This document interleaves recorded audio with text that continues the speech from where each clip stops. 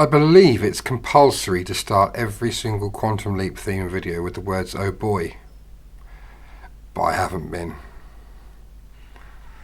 Oh boy.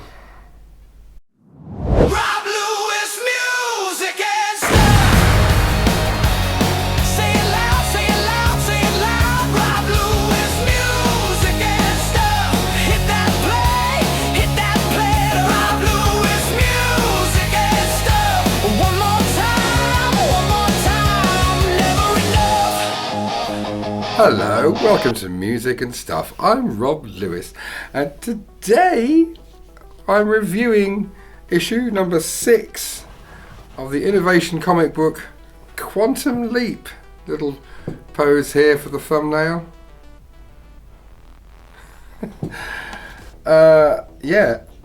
Issue number 6 from September 1992. Great artwork here. Sam has leaped into a twin, as we can see here. Al, the hologram, sort of like ghostly. Interesting because he obviously can't touch anything, but he is leaning on the bus stop. Not sure how that works. Is it? Yes, another C.W. Taylor cover. Great artwork. Awful dress. So a little bit of an editorial here. Page 1. This is the first time I think that we've seen proper attention given to the opening titles in the comic book, where they've actually used images from that. We've got Sam at Project Quantum Leap here. We've got that from the pilot episode. What Price Gloria? Double Identity, The Colour of Truth, The Colour of Truth again. So very much series 1 and 2 there. This is a slightly different one here. This is an original image, but this is from All Americans again, and that's from The Leap Home, part 1, technically part 2 as well. So that's quite interesting, seeing that presented that way. So we saw this at the end of the last issue. Sam leaps into a twin. Tale of Two Cindys, created by Donald P. Bellisario, written by George Broderick Jr. and Becky Broderick, illustrated and coloured by Andy Price, lettered by Vicky Williams, edited by George Broderick Jr. and David Campiti. February the 12th, 1959. It's a good one, this. I like this one. Sam's a twin, Cindy, and his sister Sandy, identical twins. There's some connection there. She doesn't outright, his sister doesn't outright see Al, but she kind of senses him and the light from the imaging chamber. She kind of hears what he says without sort of hearing it as such. As playing on the twins being connected myth. I don't know whether there's any science that backs that up. I can neither confirm nor debunk this, but it makes for a good read. So basically, Sam is there, they think, to stop Sandy from being, I know you have to choose your words carefully on YouTube, assaulted on Valentine's Day by the sort of local hunk Rick Towers. This guy, sort of 50s greaser type character. There's this other guy here, Dudley, who's a bit of a nerd, you know, your stereotypical nerd, who sort of latches on to the sisters. Everything's making noises today. What's that all about? That was my heater. Right. So they're just chilling out. This is an interesting little sequence. No dialogue. Make of that what you want. That's Dudley the nerd. Nerd! This is Rick the greaser, the alleged assaulter. Of course, this is before it happens as well, so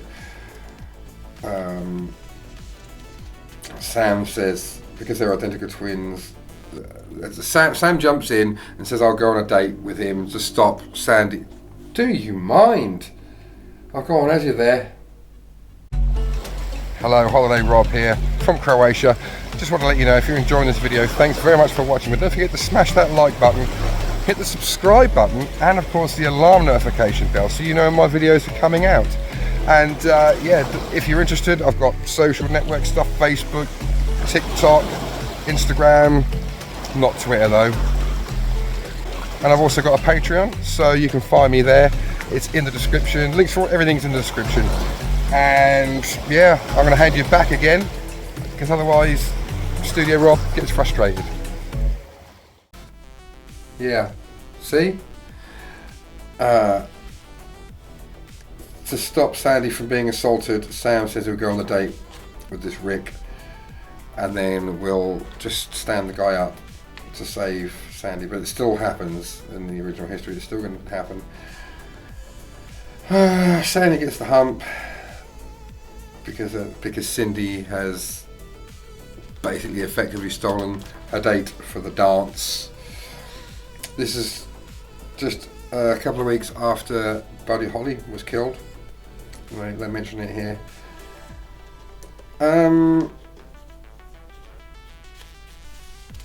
Yeah, they sort of make up, but then Sandy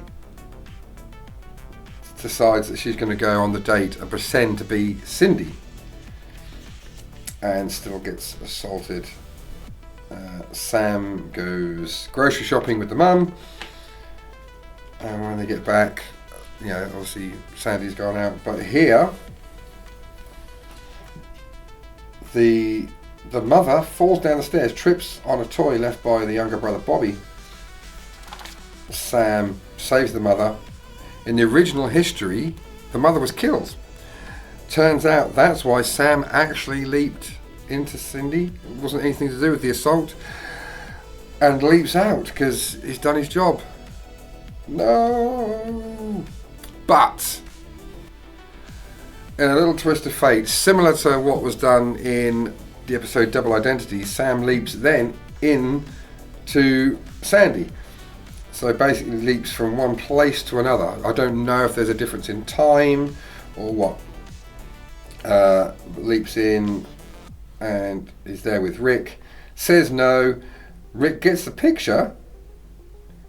He doesn't assault her, but he does leave Sandy, Sam, stranded.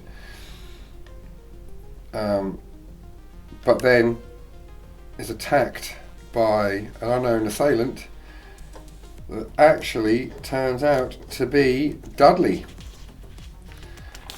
So Dudley did the assault the whole time, not Rick.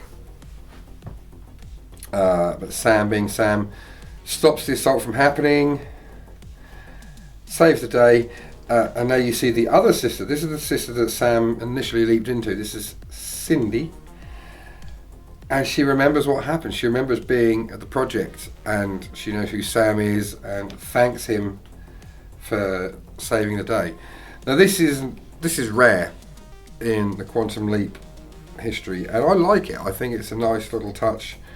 This one time that she's aware of what happened and she thanks Sam for doing it, and then Sam leaps out and leaps back into Karen Connors. Now I'll talk about this more in the next issue, but this of course is from issue number 1. Well, we're currently reading issue number 6, but they go back to issue number 1, and I will talk about that more in the next issue. There may be more than one to do next time, but here we have a huge amount of readers' letters, like a colossal amount of readers' letters. It's 8 pages of letters. I flicked through, I read a few. Some of them are quite cool, some are quite critical. Some of them are nice, some of them are quite relevant. But yeah, excuse me. Whenever I sit in here, I yawn. It's quite cold as well.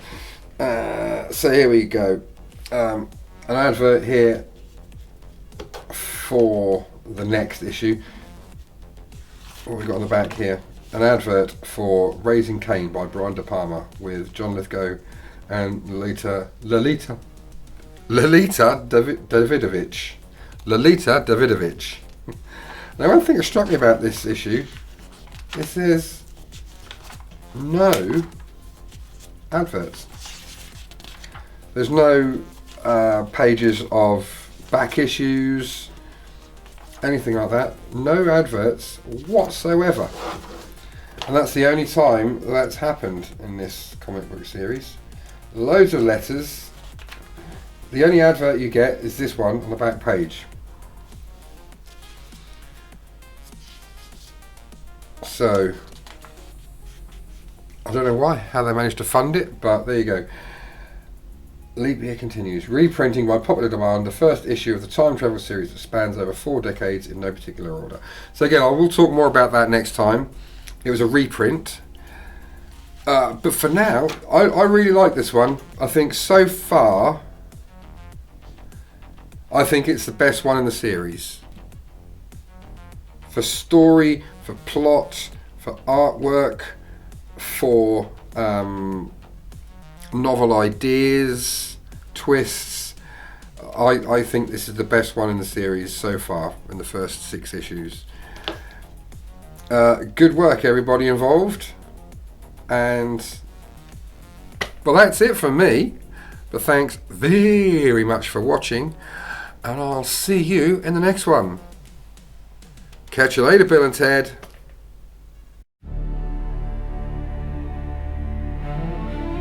Don't forget to like and subscribe for more.